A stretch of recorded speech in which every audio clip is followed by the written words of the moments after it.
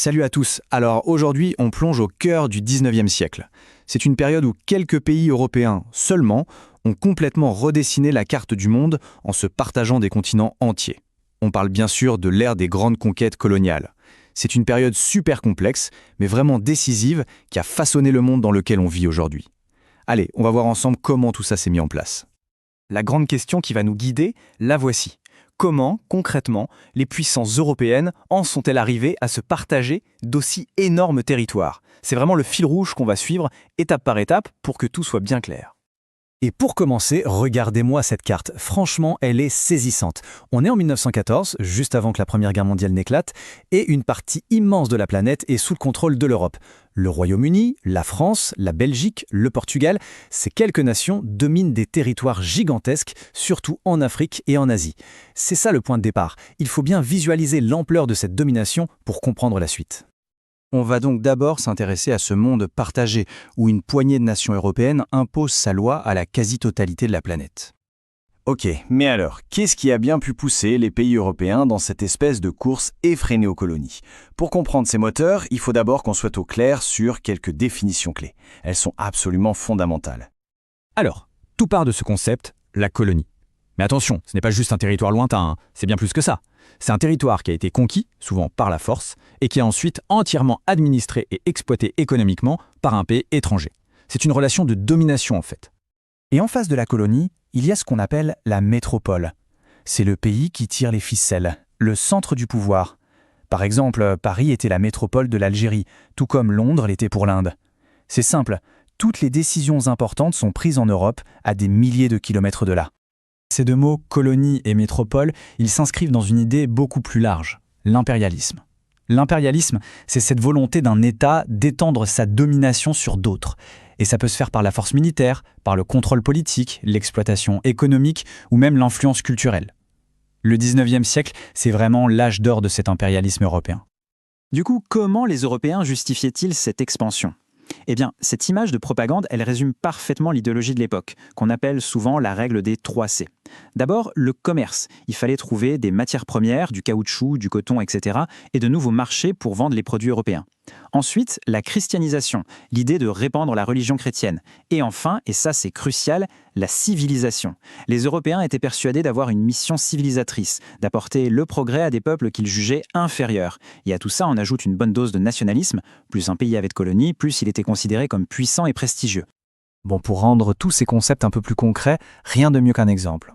On va prendre un cas vraiment emblématique de la colonisation au 19e siècle, la conquête de l'Algérie par la France. On va donc chercher à comprendre ensemble les étapes, mais aussi les raisons de cette conquête, qui a marqué de manière durable et très profonde l'histoire des deux pays. Le point le plus important à retenir ici, c'est que la conquête n'a pas été une affaire rapide, loin de là. Ça commence en 1830 avec le débarquement à Alger, mais ça dure plus de 40 ans. Ce sont des décennies de combats, de violence, de résistance, un processus long et brutal que les Français de l'époque ont pourtant appelé la pacification. Ironique, non ? Cette carte, elle illustre parfaitement cette conquête progressive et difficile. En rose, on a les premières zones prises autour d'Alger tout au début, en 1830. Puis, décennie après décennie, on voit bien l'avancée vers l'intérieur des terres, en orange, puis en jaune. On comprend tout de suite que c'est une occupation militaire qui se fait par étapes et qu'elle se heurte à une forte opposition. Mettons maintenant des visages sur ce conflit. D'un côté, il y a la résistance algérienne, qui a été unifiée pendant un temps par l'émir Abdelkader, un chef militaire et religieux vraiment charismatique. Et de l'autre, l'armée française, l'une des plus puissantes du monde à l'époque, dirigée par des généraux comme le duc d'Aumale, qui était le fils du roi de France. C'est vraiment l'affrontement de deux mondes.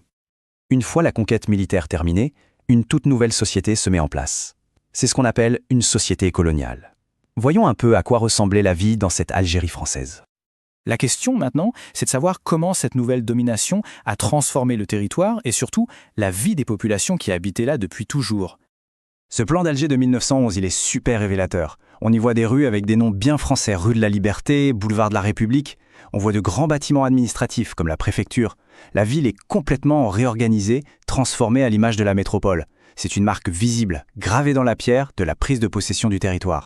Dans cette nouvelle société, on va distinguer deux grands groupes. D'un côté les colons, venus d'Europe, et de l'autre, les populations locales, que l'administration coloniale appelle les indigènes. Ce mot, qui à la base veut juste dire « originaire du pays », va prendre une connotation négative et servir à désigner le peuple dominé. Et cette distinction, elle est au cœur d'une société qui est profondément inégalitaire. C'est simple. D'un côté, les colons européens. Eux, ce sont des citoyens français, avec tous les droits politiques et qui possèdent les terres les plus fertiles. Et de l'autre, les Algériens. Ils sont considérés comme des sujets français, ils n'ont pas les mêmes droits, et en plus, ils sont soumis à un régime juridique spécial, le Code de l'indigénat. En gros, c'est un ensemble de règles et de sanctions qui ne s'appliquaient qu'à eux. 2 poids, 2 mesures. Mais attention, ce système très inégalitaire qu'on voit en Algérie, même s'il est emblématique, ce n'est qu'une des facettes du colonialisme. Ailleurs dans le monde, la domination européenne pouvait prendre d'autres formes avec d'autres objectifs. En fait, on peut distinguer principalement 3 grands types de colonies. Il y a les colonies d'exploitation, comme l'Indochine pour la France, dont le but principal est de piller les matières premières. Il y a les colonies de peuplement, comme l'Algérie donc, où un grand nombre d'Européens viennent s'installer pour y vivre. Et enfin, il y a les protectorats, comme le Maroc, où les dirigeants locaux sont maintenus en place, mais en réalité, ils sont entièrement contrôlés par la métropole. Et nous revoilà devant notre carte du début. En 1914, tout cet ensemble de colonies d'exploitation, de peuplement et de protectorat forme bien un monde partagé, où une poignée de nations impose leurs lois. Une domination qui laissera des traces profondes et durables qu'on peut encore percevoir aujourd'hui. Allez, pour résumer, voici les points essentiels à retenir. La période clé pour la conquête de l'Algérie, 1830-1871. Les 3 définitions à connaître par cœur: colonie, métropole et impérialisme. Les notions importantes comme les 3 C pour les motivations et le code de l'indigénat pour l'organisation sociale. Et enfin, l'exemple de l'Algérie comme modèle de colonie de peuplement. On termine avec une question ouverte pour réfléchir un peu. Ce système colonial s'est effondré au XXe siècle, c'est vrai, mais il a laissé des héritages profonds, économiques, politiques, culturels. Alors la question se pose: quelles sont les traces de ce passé colonial encore visibles dans nos sociétés actuelles, que ce soit en Europe ou dans les anciens pays colonisés? C'est une question fondamentale pour comprendre le monde d'aujourd'hui. Voilà pour cette explication. Si ce format vous a aidé à y voir plus clair, un petit pouce en l'air est toujours le bienvenu. Et bien sûr, abonnez-vous pour ne pas manquer les prochaines synthèses. Merci et à bientôt.